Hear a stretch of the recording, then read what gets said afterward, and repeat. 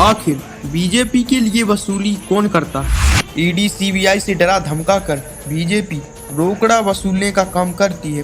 BJP वाले तानाशाही की खुली अचानक पोल सुने। दिल्ली सरकार के पूर्व कैबिनेट मंत्री एवं वर्तमान विधायक राजेंद्र पाल गौतम की जुबानी कि कैसे बीजेपी कंपनियों को डरा धमका कर पैसा छापने का काम करती है।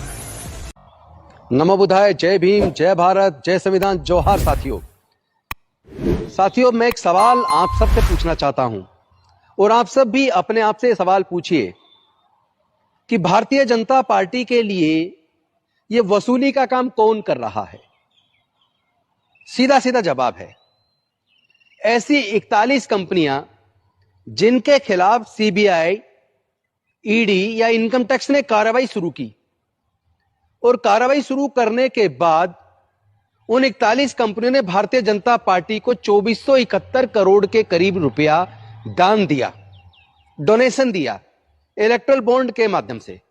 अब इसको दान कहेंगे या वसूली कहेंगे? यह तो एक्सटोर्शन है। किसी से भी पैसा वसूल करना है तो उसके खिलाफ जांच शुरू कर दो।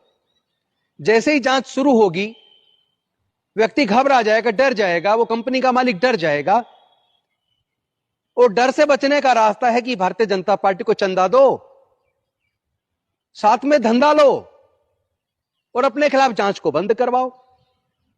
जिस तरह हम देखते हैं ना, मुंबई के अंदर हम लोग देखते थे बड़े बड़े माफिया प्रोटेक्शन मनी लेते थे, बड़े बड़े सेठों से, बिल्डर्स से प्रोटेक्शन मनी के नाम पे वसूली करते थे। आज भारतीय जनता पार्टी प्रोटेक्शन के नाम पर वसूली कर रही है।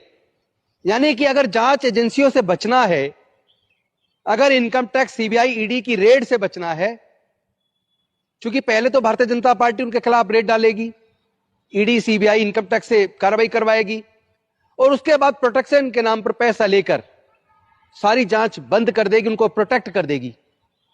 और साथ ही साथ ये तो हुआ उन कंपनियों के मालिकों के साथ या पूंजीपतियों के साथ, लेकिन जो राजनीतिक लोग हैं उनके खिलाफ जांच शुरू होगी। लेकिन जैसे ही वो भारतीय जनता पार्टी ज्वाइन करेंगे, वैसे ही उनके खिलाफ जांच बंद हो जाएगी और वो पाक साफ हो जाएंगे। तो क्या हमारे इन स्वतंत्रता सेनानियों ने या हमारे संविधान निर्माताओं ने इसलिए अपने प्राणों की कुर्बानी दी थी? क्या इसीलिए उन्होंने भारत के संविधान का निर्माण किया था कि भारत एक ऐसा भारत बने जिसमें सत्ता खुद जांच एजेंसियों का, कॉन्स्टिट्यूशनल बॉडीज का गलत इस्तेमाल करके विपक्ष को कुचले? अब आपको समझना पड़ेगा कि यह रिश्ता क्या कहता है। चंदा लो, धंधा दो। अगर इस बात की निष्पक्ष जांच हो जाए कि जिन कंपनियों ने इन पॉलिटिकल पार्टीज को चंदा दिया है और वो पॉलिटिकल पार्टी जो सत्ता में है, उस चंदे के बदले में कितने लाखों करोड़ों का धंधा उन बड़ी बड़ी कंपनियों को इन सत्ताओं ने दिया है, अगर इसकी जांच हो जाए, लेकिन जांच करेगा कौन? जिसके अधीन ये जांच एजेंसी आती हैं, अगर वो खुद ही वसूली कर रहा है तो उसके खिलाफ जांच कौन करेगा?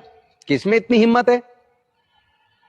लेकिन याद रहे, भारत के लोग बेवकूफ नहीं है, वो सब जानते हैं, सब समझ रहे हैं और एक दिन भारत के लोग ही इनको जवाब देंगे।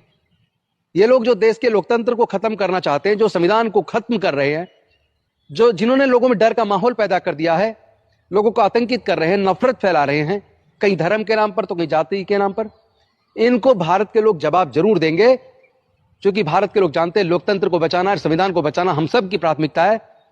तो साथियों, एकजुट होइए और मिलके न्याय की इस लड़ाई को, देश के लोकतंत्र और संविधान को बचाने की इस लड़ाई को मिलके लड़िए, तो आपकी जीत होगी, देश जीतेगा, भारत जीतेगा और विरोधी ताकतें जो देश को कमजोर करना चाहती है वो हारेंगी।